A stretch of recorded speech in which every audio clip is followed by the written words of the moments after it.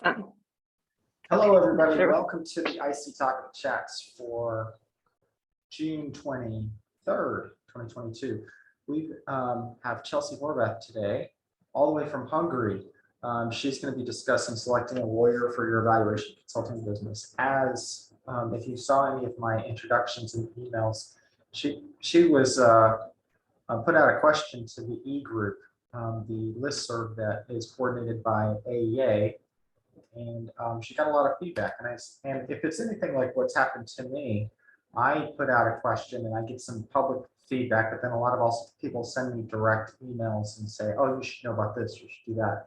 And so what I asked Chelsea to do is just discuss what she learned through the process of getting that feedback and maybe tell us a little bit more about what happened. So with that, Chelsea, take it away. Thank you so much, Matt. So as Matt said, my name is Chelsea Horvath, and I'm here to share a little bit of what I've learned about selecting a lawyer. So just to kind of explain why I'm based in Hungary, I wanted to share a bit of context and background so that you understood why I was searching for a lawyer and my particular needs. So I'm originally from Minnesota, but moved to Hungary in 2019, where my husband is a beekeeper, and you can't really put bees on a plane. So it was a better idea for me to move here. I received my Master's of Public Policy with a focus on global public policy and program evaluation from the University of Minnesota. And I've been an independent evaluation consultant since 2018, but only recently formalized my business, Lionheart Data, last year, 2021. I work in public health and the international development fields with particular expertise in evaluating training or workforce capacity building programs. And the reason why I needed a lawyer, or actually, let's just kind of go over the three things that I'm going to talk about first. So first, talking about why do you need a lawyer? It seems, I think for some people, the idea might pop into their head, yes, of course I need a lawyer, while others would be like, no, that sounds expensive. What should you consider when selecting a lawyer? And then where can you find one? So why would an independent evaluation consultant need a lawyer? And I think that there are a variety of reasons why, but I think the most common reason is around questions around contracts, contracting, starting new contracts, terminating contracts. That was my kind of worry, and the reason why I needed to seek out a lawyer was questions around a contract. Heaven forbid that you need one in case of a lawsuit or a dispute, but it does happen. And you can either have a lawyer in your back pocket in case of emergencies, or you can be like me and scramble around to find one when you actually need one. So when I read Gail Barrington's book on consulting, this was a big takeaway for me, to have this proactive preparation for any kind of situation that could pop up. Versus reacting to a need. And I didn't obviously follow Gail's advice on that one, but now that I found a lawyer that I really like, I plan to continue working with her in the future. So I'm preparing for any future, hopefully not emergencies, but just legal questions. I should also say, if you have any questions for me, please feel free to stop me. So there are a few things to consider when selecting a lawyer. So first, the lawyer's specializations.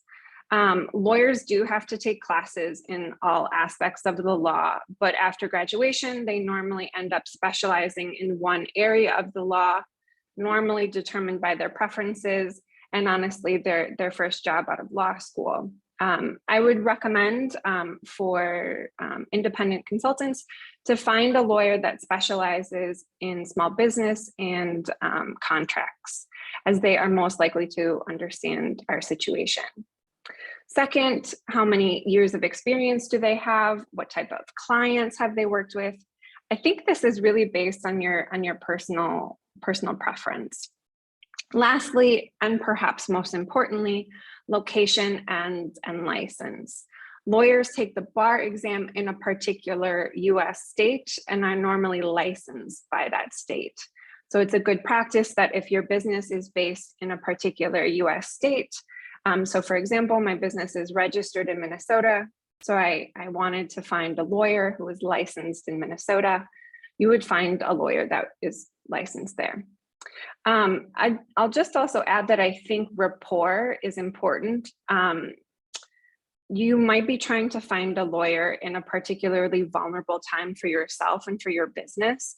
So I think it's a good idea to select someone that you can trust and feel comfortable talking to. So now we've covered why you need a lawyer, what you should consider when selecting a lawyer. So we'll move on to where can you find a lawyer? There are lots of resources out there.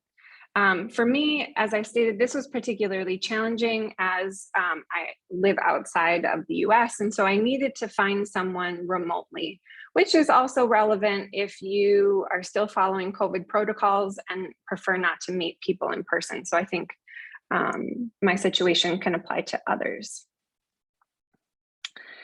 Okay, so recommendations. I think most people, and my preference is to always start with other people's recommendations, either on the IC AEA discussion forum, or surprisingly on Twitter with the hashtag #EvalTwitter. I didn't post about searching for a lawyer on Twitter, but I have used the hashtag #EvalTwitter to find my resume writer and a professional coach. And those were recommendations from other evaluators. So I think they're a great resource. Two recommendations that I got were Andrea Sager and a firm called Not Your Father's Lawyer. I love the name. I got these recommendations after I had already selected my lawyer. And I'll share that process at the end. But both of these firms are remote based. I couldn't figure out what states they're based in or where they're licensed though, so that might be something to be aware of. Okay, so next, finding a lawyer through kind of like bigger organizations. So from the IC discussion forum, a few people gave me recommendations on what organizations can aid in my search. So the local bar association in your US state, every licensed lawyer should belong to their state's local bar association. Of course, local government office for small business or your chamber of commerce is another really great resource for, I think, not only to find a lawyer, but other small business resources. Legal Shield was a new one for me, a different kind of way to look at a lawyer. It's a company that works across the US with lawyers in multiple states. Their business model is that it's like a prepaid type of thing, so that you pay a small monthly fee rather than an hourly fee or a retainer. And I think this is a great option for people who are risk averse and really like having the peace of mind of having a lawyer on hand to help at all times. Lastly, this was a new one for me as well, SCORE, so the Senior Corps of Retired Executives. They offer free advice from the most experienced folks out there. And it's, like I said, it's free. So if you're on a tight budget, I would really recommend starting with that option. They are affiliated with the US Small Business Association.